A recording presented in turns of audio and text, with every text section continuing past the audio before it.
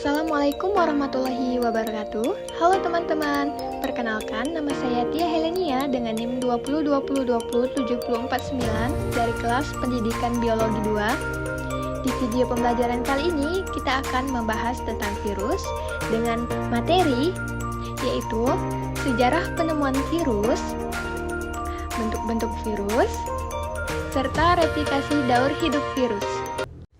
Baiklah, materi pertama yaitu sejarah penemuan virus. Pertama, Adolf Meyer. Pada tahun 1883, Adolf Meyer, seorang ilmuwan Jerman, mengamati penyakit yang menyebabkan adanya bintik-bintik kuning pada daun tembakau. Meyer kemudian melakukan percobaan dengan menyemprotkan getah yang diekstraksi dari tanaman tembakau yang sakit ke tanaman tembakau yang sehat. Ternyata, tanaman tembakau yang sehat menjadi sakit. Meyer kemudian mencoba mengamati daun tembakau yang sakit dengan menggunakan mikroskop biasa. Akan tetapi, ia tidak dapat menemukan bakteri yang diduga menjadi penyebab penyakit tersebut. Meyer kemudian menyimpulkan bahwa bakteri penyebab penyakit pada tanaman tembakau berukuran lebih kecil dari bakteri biasanya.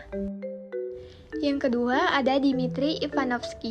Pada tahun 1892, Dmitri Ivanovsky, seorang ilmuwan Rusia, melakukan percobaan dengan menyaring getah tanaman tembakau yang sakit dengan menggunakan saringan bakteri.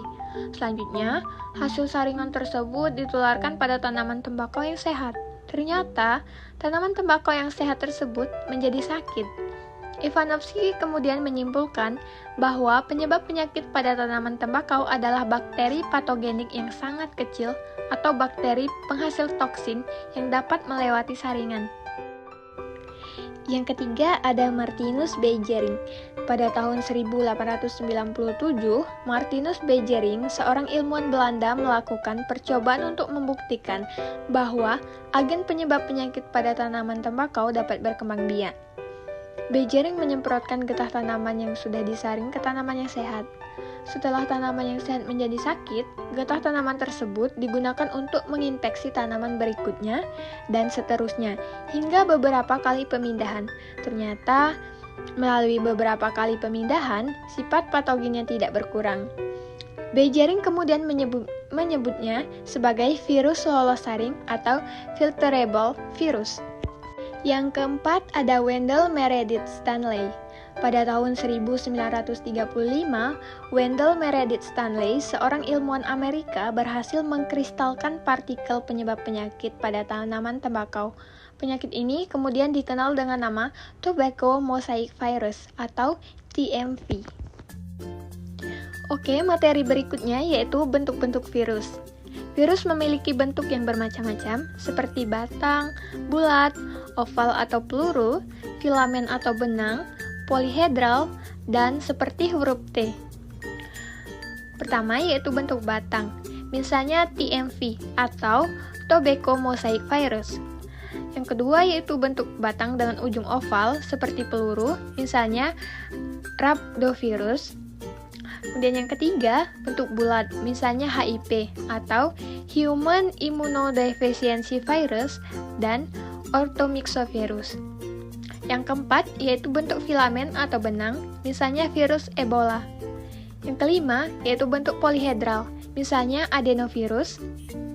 Dan yang terakhir, bentuk seperti huruf T, misalnya bakteriophag, yaitu virus yang menyerang bakteri Escherichia coli. Seperti yang sudah dijelaskan, bentuk-bentuk virus dapat dilihat pada gambar di bawah ini ya teman-teman. Oke, materi berikutnya yaitu replikasi daur hidup virus. Seperti yang sudah terlihat pada gambar, replikasi daur hidup virus terbagi menjadi daur litik dan lisogenik. Replikasi daur hidup virus yaitu yang pertama ada daur litik. Daur litik terjadi jika pertahanan sel inang lebih lemah dibandingkan dengan daya infeksi virus. Virus yang mampu bereproduksi dengan daur litik disebut virus virulen.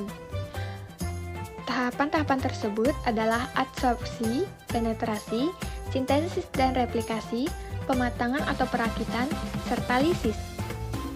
Daur litik terdiri dari adsorpsi, yaitu pirian menempel pada reseptor spesifik sel inang dengan menggunakan bagian serabut ekornya. Molekul reseptor ini berbeda-beda untuk setiap jenis virus. Ada yang berupa protein dan ada juga yang berupa oligosakarida. Ada tidaknya reseptor juga menentukan patogenesis virus, yaitu mekanisme infeksi dan perkembangan penyakit oleh virus. Yang kedua ada penetrasi, yaitu ujung serabut ekor membuat lubang untuk menembus dinding dan membran sel inang. Selanjutnya, virus menginjeksikan materi genetiknya hingga kapsid virus menjadi kosong atau mati. Yang ketiga ada sintesis dan replikasi. DNA virus menghidrolisis dan mengendalikan materi genetik sel inang untuk membuat asam nukleat atau salinan genom dan protein komponen virus. Selanjutnya, berlangsung tahap replikasi, yaitu pembentukan bagian-bagian tubuh virus yang baru. Yang keempat ada pematangan atau perakitan. Asam nukleat dan protein hasil sintesis dan replikasi dirakit menjadi partikel-partikel virus yang lengkap, sehingga terbentuk virion-virion baru. Dan yang kelima ada lisis. Virus menghasilkan enzim lisozim, yaitu enzim yang dapat merusak dinding sel inang. Dinding sel yang rusak mengakibatkan terjadinya osmosis, sehingga sel inang membesar dan akhirnya pecah. Partikel virus yang baru akan keluar dari sel inang dan menyerang sel inang yang lain. Yang kedua ada daur lisogenik. Daur lisogenik terjadi jika pertahanan sel inang lebih baik dibandingkan dengan daya infeksi virus. Sel inang pada daur ini tidak segera pecah, bahkan dapat bereproduksi secara normal. Pada daur lisogenik, replikasi genom virus tidak menghancurkan sel inangnya. DNA virus bakteriofag akan berinteraksi dengan kromosom sel inang membentuk profag. Jika sel inang ini yang mengandung profag membelah diri untuk bereproduksi, profag akan diwariskan kepada sel-sel anakannya. Tahapan-tahapan dalam daur lisogenik adalah adsorpsi dan infeksi, penetrasi, penggabungan, pembelahan, serta sintesis. Daur lisogenik terdiri dari adsorpsi, yaitu virion menempel pada reseptor spesifik sel inang dengan menggunakan bagian serabut ekornya. Yang kedua yaitu ada penetrasi, yaitu virus menginjeksikan materi genetiknya ke dalam sel inang sehingga kapsid virus menjadi kosong atau mati. Yang ketiga ada penggabungan. DNA virus bakteriofag bergabung dengan DNA bakteri atau sel inang, membentuk profag. Dalam bentuk profag, sebagian besar gen berada dalam fase tidak aktif, tetapi ada sedikitnya satu gen yang selalu aktif.